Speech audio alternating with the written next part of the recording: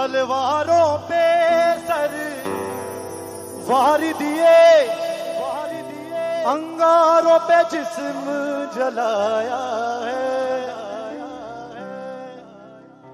तलवारों पे सर वार दिए, अंगारों पे जिस्म जलाया है। फिर जाके हमने अपने सिर पर ये केसरी रंग सजाया है। जोरदार क्लैपिंग फ्रेंड्स। तब जाके हमने अपने सर पर ये केसरी रंग, एक बार जोरदार तालियां हमारे पाजी के लिए। क्या शानदार पग पहनी हुई है इन्होंने केसरी रंग की। और मेरे साथ सभी दोस्तों आप सभी गाएंगे, ये सभी को आता है। वो तेरी मिट्टी में मिल जावा गुल बन के मैं खिल जावा, इतनी सी है दिल की आरज़ू। तेरी मिट्टी में मिल जावा गुल बन के मैं खिल जावा, इतनी सी है मेरी आरज़ू। तेरे खेतों में लहरावा गुल बन के मैं खिल जावा, इतनी सी है मेरी आरज़ू। वो वो वो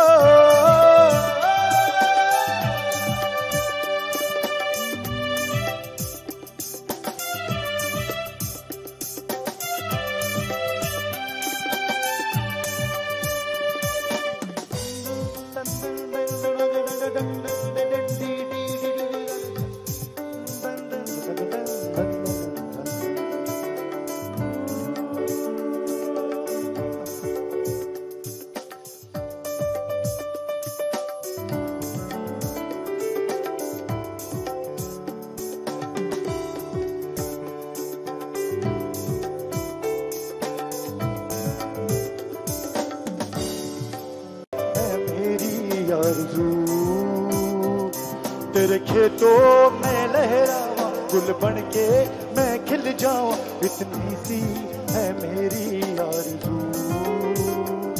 वो वो वो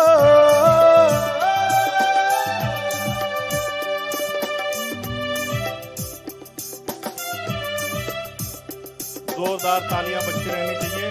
इनकलाब इनकलाब इनकलाब, भारत माता की। इस देश के अंदर भारत ने अनादिकाल से अनेक वीरों को, अनेक वीरांगनाओं को मां भारती ने अपने गर्भ से पैदा किया है। हमारे खानदान में भी बहुत सारे हमारे पुरखे पैदा हुए और इस दुनिया से विदा हो गए, लेकिन आज आजादी के इतने सालों बाद भी देश का बच्चा बच्चा अगर अपने दिलों में शहीद आजम भगत सिंह, राजगुरु सुखदेव को याद करता है तो वो इसलिए याद करता है 23 साल की उम्र में भी इन नौजवानों ने ये ठान लिया था कि हमें अपनी जिंदगी जितना भी जीना है वो इस देश के लिए जीना है। यह देश हर तरह के लोगों का देश है, लेकिन जिन लोगों ने अपने समाज के लिए, अपने देश के लिए सब कुछ न्यौछावर किया, उनके लिए हमारा समाज हर समय ऋणी रहा है। और इसीलिए ये बात कही जाती है कि शहीदों की चिताओं पर लगेंगे हर बरस मेले, वतन पे मरने वालों का यही बाकी निशा होगा। साथियों, आम आदमी पार्टी ने इस देश के अंदर जब अपने प्रादुर्भाव का संकल्प लिया तो हमारे सामने एक ही सपना था कि आजादी की लड़ाई के लिए लाखों शहीदों ने हंसते हंसते फांसी के फंदे को चूम लिया, जिन्होंने अपने परिवार की परवाह नहीं की, अपने कैरियर की परवाह नहीं की, अपने सपने की परवाह नहीं की, अपने कद की परवाह नहीं की, अपने मान सम्मान की परवाह नहीं की। उनके दम पर यह देश आजाद हुआ है। आम आदमी पार्टी का प्रादुर्भाव इस बात के लिए हुआ कि आजादी के बाद जिन सपनों को पूरा करने की जिम्मेदारी इस देश के राजनीतिक पार्टियों के थे, इस देश के नेताओं के थे, वो सपना पूरा नहीं हुआ। इस देश के अंदर आम आदमी पार्टी ने जिस समय अपना कदम रखा, हमारे दिमाग में एक ही बात था कि जिस आजाद हिंदुस्तान के लिए हमारे लाखों शहीदों ने कुर्बानी दी, उन शहीदों के सपने का क्या हुआ।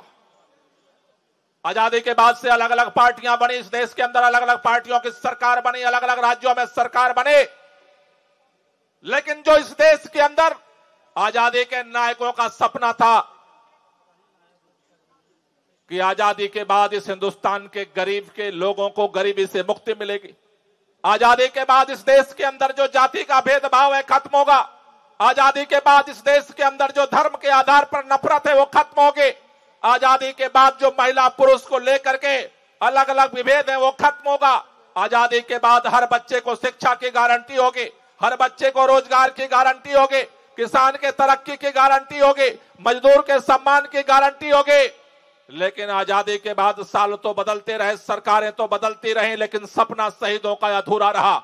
उस सपने को पूरा करने के लिए आंदोलन के गर्भ से आम आदमी पार्टी पैदा हुई।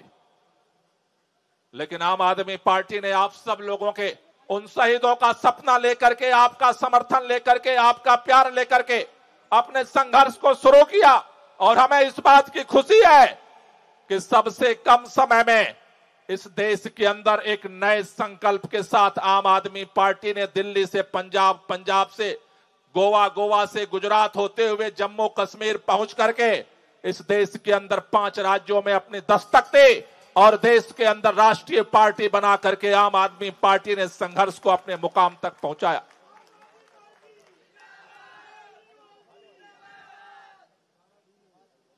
जिससे इस देश के अंदर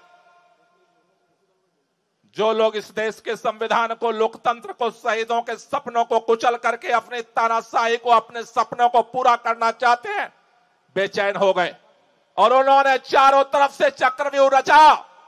आम आदमी पार्टी जिन सपनों को लेकर के शहीदों के चल रही है, देश के आम आदमी को सम्मान और आजादी दिलाने का, अधिकार दिलाने का सपना लेकर के चल रही है। अगर इसी तरह आम आदमी पार्टी बढ़ती रही तो देश के अंदर उन सब लोगों की जमानतें जब्त होने लगेंगी। और उस डर ने षड्यंत्र को पैदा किया। पिछले विधानसभा चुनाव में दिल्ली के अंदर जिस तरह से षड्यंत्र किया गया है आप सब जानते हैं, लेकिन मैं आपसे कहना चाहता हूं, आम आदमी पार्टी के सभी पदाधिकारी, नौजवान कार्यकर्ता यहां पर बैठे हैं, खड़े हैं। कई लोगों को मैंने देखा चुनाव के बाद मायूस हो गए। कई लोगों को मैंने देखा बोले अब क्या होगा, बोले अब हमारा क्या होगा, अब आगे भविष्य क्या होगा। आम आदमी पार्टी अरविंद केजरीवाल के नेतृत्व में काम करती है। मैं उन महाभारत के महारथियों से कहना चाहता हूं, तुमने अभिमन्यु को चक्रव्यूह में घेर कर मारने के लिए सारा षड्यंत्र किया, लेकिन सुन लो, अभिमन्यु अभी जिंदा है और कम बैक करेगा पूरी ताकत के साथ।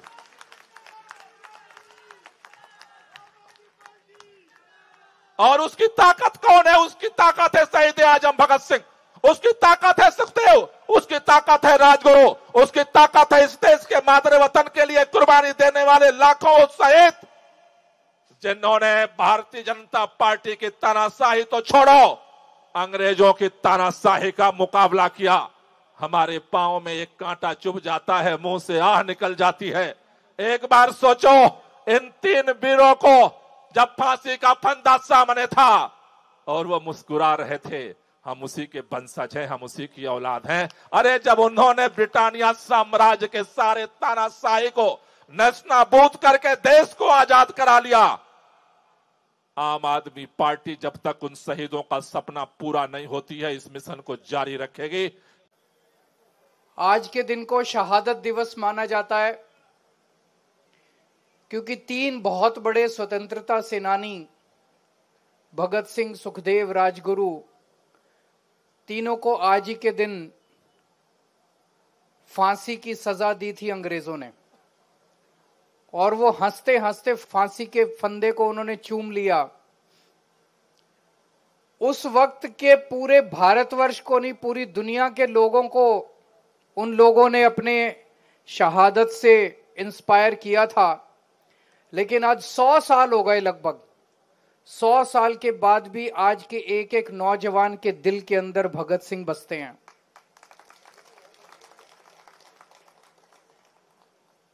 हमने भगत सिंह को और बाबा साहब अंबेडकर को अपना आदर्श माना है। भगत सिंह ने कहा था कि मेरा मकसद केवल अंग्रेजों को देश से बाहर निकालना नहीं है,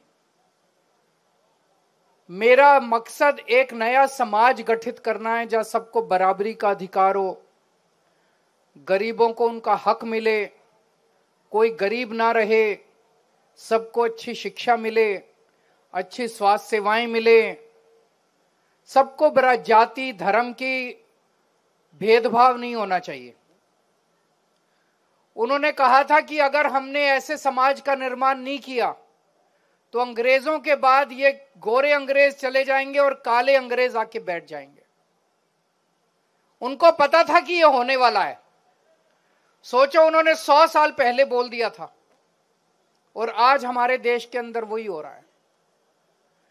जो जो सपने स्वतंत्रता सेनानियों के मन में थे और जिन सपनों के लिए उन लोगों ने अपनी जान की कुर्बानी दे दी, इतने अत्याचार बर्दाश्त किए,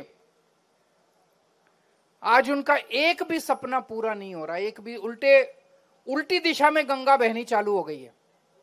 हमारे पार्टी ने निर्णय लिया कि हमारे 2 आदर्श हैं, बाबा साहब अंबेडकर और शहीद आजम भगत सिंह। हमने मेरे घर पे, जहां मैं कमरे में बैठता हूं, मेरे घर पे भी जितने लोग आते हैं दोनों की फोटो लगी हुई है। घर पे भी जितने हमारे दिल्ली सरकार में दफ्तर थे सबके ऊपर उनकी फोटो थी। पंजाब में जितने दफ्तर हैं सब में, हर दफ्तर में भगवंत मान साहब के, सारे मंत्रियों के सारे दफ्तरों के अंदर उन दोनों की तस्वीरें हैं। दिल्ली में सरकार बनने के बाद सबसे पहला काम नई सरकार ने क्या किया? उन दोनों की तस्वीरें हटाने का काम किया। जैसे सबसे बड़ा काम यही था। हम लोग तो सोच रहे थे सरकार बनने के 24 घंटे में वो कहेंगे कि 2500 रुपए का ऐलान करेंगे, सिलेंडर देंगे, कुछ कर। उन्होंने केवल सबसे पहला काम 48 घंटे के अंदर, 2 दिन के अंदर ये किया, बाबा साहब अंबेडकर की और शहीद आजम भगत सिंह की तस्वीर हटा दी उन्होंने। मेरे को तो बहुत तकलीफ हुई, मुझे तो बहुत तकलीफ हुई। उनकी जगह उन्होंने अपने नेताओं की तस्वीर लगा दी। मैं आपसे पूछना चाहता हूं कि क्या शहीद आजम भगत सिंह और बाबा साहब अंबेडकर से बड़ा इस देश के अंदर कोई बलिदानी हो सकता है, बलिदान देने वाला हो सकता है? जिन्होंने देश की आजादी के लिए इतनी बड़ी कुर्बानियां दी, इतने संघर्ष दिए, उनको हम इस तरह से भूल जाएंगे, उनकी तस्वीरें हटा देंगे? जब हम लोगों ने ये तस्वीरें लगाई थी, जब ऐलान किया था, निर्णय लिया गया था आज से कुछ साल पहले, तो कांग्रेस पार्टी ने और उनके समर्थकों ने हमारी बड़ी निंदा की थी। उन्होंने कहा था इन्होंने गांधी जी की तस्वीर नहीं लगाई, गांधी जी का अपमान किया, गांधी जी की तस्वीर नहीं लगाई। लेकिन जब बीजेपी वालों ने इन दोनों की तस्वीरें हटाई तो कांग्रेस कुछ नहीं बोली। मुझे बड़ी तकलीफ हुई। तो उनको ना तो गांधी जी से प्यार है ना इनसे प्यार है, ये तो घालमेल चल रहा है इन दोनों के बीच में, है कि नहीं है? इनको किसी से प्यार नहीं है। एक शब्द नहीं कांग्रेस वालों ने बोला, कांग्रेस के समर्थकों ने बोला कि बीजेपी गलत कर रही है। मैं आपको एक छोटा सा उदाहरण देना चाहता हूं बस। बात बहुत छोटी है लेकिन संकेत बहुत बड़ा है। आप लोगों ने एक किताब है, पढ़ी है कि नहीं पढ़ी मुझे नहीं पता, एक भगत सिंह जी के पत्र, भगत सिंह जी ने जो जेल से चिट्ठियां लिखी थी, उन्होंने अपने पिताजी को चिट्ठी लिखी थी, उन्होंने अपने साथियों को चिट्ठियां लिखी थी, उन्होंने जेल से कई लोगों को चिट्ठियां लिखी थी। और वो चिट्ठियां जेल से जब बाहर जाती थी तो बकायदा अंग्रेज अधिकारी उसको सेंसर करके पढ़ के और फिर बाहर भेजते थे। और उन चिट्ठियों को अगर आप पढ़ें तो उसमें काफी विस्फोटक मटेरियल होता था, अंग्रेजों के खिलाफ काफी कुछ लिखा होता था। फिर भी अंग्रेज उन चिट्ठियों को उसके साथियों, उनके साथियों के पास भी भेजते थे, पिताजी के पास भी भेजते थे, उनके रिश्तेदारों के पास भी भेजते थे। जब मैं जेल गया, मैंने एक चिट्ठी लिखी एलजी साहब को, 2 लाइन की चिट्ठी। जब मैं जेल में था, मैं मुख्यमंत्री था, मैंने इस्तीफा नहीं दिया था। तो जब 15 अगस्त का समय आया, तो 15 अगस्त के मौके पे मुख्यमंत्री झंडा फहराता है, तो मुझे चिंता हुई कि 15 अगस्त को इस बार कौन झंडा फहराएगा। तो एलजी साहब को मैंने एक चिट्ठी लिखी कि एलजी साहब, इस बार 15 अगस्त को चूंकि मैं जेल में हूं, मैं झंडा नहीं फहरा पाऊंगा, इसलिए हमारी मंत्री आतिशी जी को झंडा फहराने के लिए इजाजत दी जाए। बस, इसमें तो कोई आतंकवाद नहीं है, इसमें तो कोई मैं भड़का नहीं रहा किसी को, कोई गलत बात नहीं है इसमें। तो ये सिंपल सी चिट्ठी थी। ये चिट्ठी मैंने जेल के सुपरिंटेंडेंट को दे दी। मैंने कहा जी इसको देख लो, चिट्ठी को वेट कर लो, सेंसर कर लो और एलजी साहब तक पहुंचा दो। वो चिट्ठी एलजी साहब को नहीं पहुंचाई गई और मेरे को अगले दिन शो कॉज नोटिस मिला कि आपको हिम्मत कैसे हो गई ऐसी चिट्ठी लिखने की, क्यों ना शो कॉज कर दिए मिला कि क्यों ना आपकी जेल में मिलने वाली सुविधाएं बंद कर दी जाएं। मैं सोच रहा था यार, इसलिए आजादी की लड़ाई लड़ी थी क्या? अंग्रेजों ने भगत सिंह जी को हर किस्म की चिट्ठी लिखने की आजादी दी, सारी चिट्ठियां पढ़ना। वो किताब बड़ी शानदार, मैंने जेल में पढ़ी थी, भगत सिंह की चिट्ठियों की किताब, जो उन्होंने जेल से चिट्ठियां लिखी थी बाहर। उनको सारी चिट्ठियां लिखने की आजादी अंग्रेजों ने दी थी। मैं 2 लाइन की चिट्ठी मैंने एलजी साहब को लिखी, वो भी एक तरह से फॉर्मेलिटी वाली चिट्ठी थी। उस चिट्ठी के एवज में मेरे को शो कॉज नोटिस जारी कर दिया। अरे तो तुम तो अंग्रेजों से भी बदतर हो यार। क्या इसलिए देश की आजादी लड़ी थी? आज भगत सिंह की आत्मा अगर आसमान में होगी तो वो क्या सोच रही होगी, आंसू बहा रही होगी भगत सिंह की। इसीलिए मैं फांसी चढ़ा था, भगत सिंह सोच रहे होंगे, इसीलिए फांसी चढ़ा था मैं। अभी मैं जब आया, सोशल मीडिया पे, ट्विटर पे एक वीडियो देख रहा था मैं। उस वीडियो में एक महिला बस में चढ़ी अभी और उसने कंडक्टर से पिंक टिकट मांगी। कंडक्टर ने देने से मना कर दिया।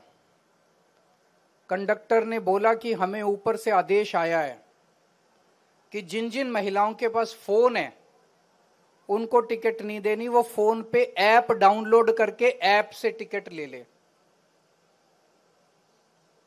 कितनी महिलाएं ऐप डाउनलोड करेंगे? कौन महिला टिकट लेगी? प्रधानमंत्री जी कह के गए थे कि कोई भी सुविधा बंद नहीं की जाएगी।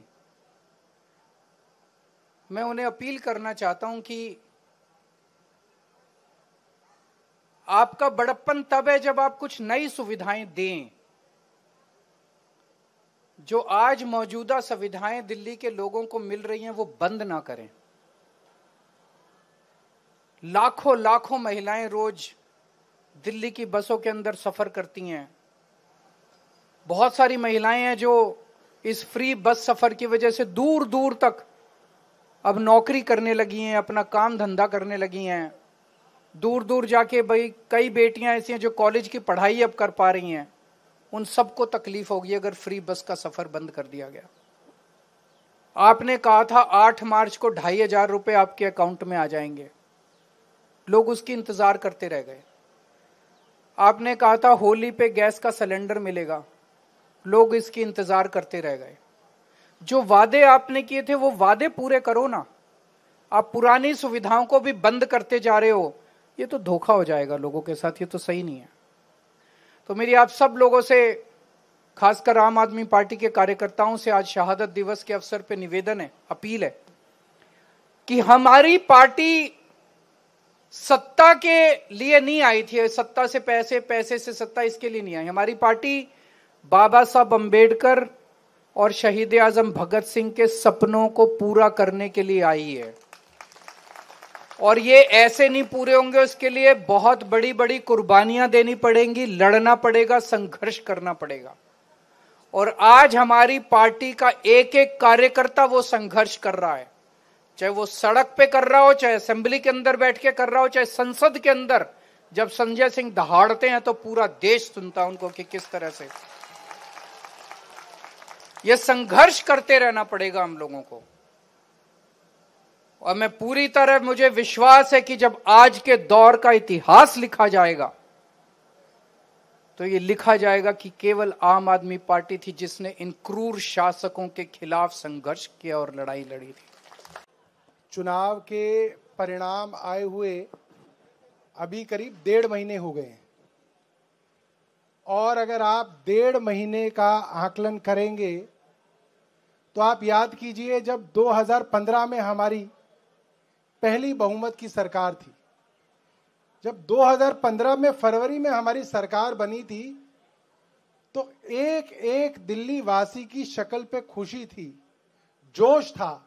जहां हमारे विधायकों को मिलता था, हमारे कार्यकर्ता को मिलता था, तो रोक के खड़े हो जाते थे, क्योंकि वो सरकार दिल्ली वालों ने अपने मन से, अपने आशीर्वाद से मनाई थी। और वो खुशी जो है दिल्ली के अंदर, दिल्ली की गलियों में, दिल्ली के मोहल्लों में, चाय की दुकानों पे दिखती थी। आप लोग सच्चे मन से सोचिएगा, 8 फरवरी को जो चुनाव का रिजल्ट आया, जो भी सरकार बनी, जो भी जीते, आपको वो गलियों में खुशियां नजर नहीं आ रही हैं? आ रही है? कहीं पे नजर आ रही है? ना चाय की दुकान पे वो कोई कहे लगा रहा है, ना कोई विधायकों को मिलने के लिए जा रहा है कि साहब हमने बड़ी मेहनत से आपको जिताया है, आपके लिए बड़े नारे लगाए हैं। जो जीत गए वो खुद ढूंढ रहे हैं कि हमें किसने जिताया है।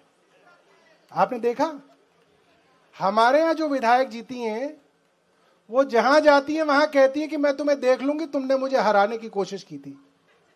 आप ये समझिए।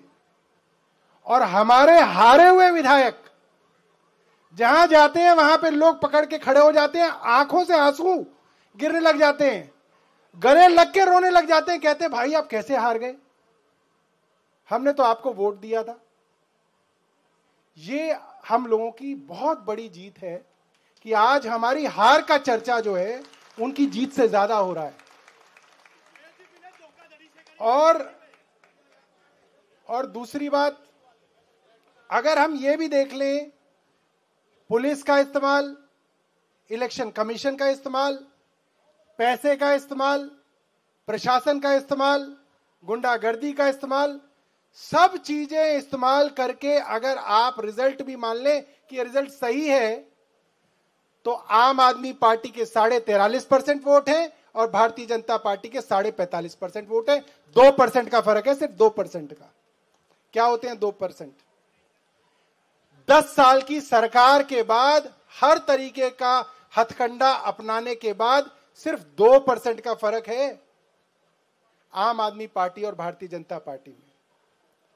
और जिस तरीके से अरविंद केजरीवाल जी की नई दिल्ली का चुनाव हुआ है, मैं तो जब सुनता हूं मुझे ऐसा लगता है जैसे चक्रव्यूह के अंदर घेर के, जैसे अभिमन्यु को घेर के छल कपट से उस अभिमन्यु का वध किया था, ऐसे हमारे केजरीवाल जी को नई दिल्ली के अंदर घेरा गया। ये सबने देखा है, पूरी दुनिया ने देखा है।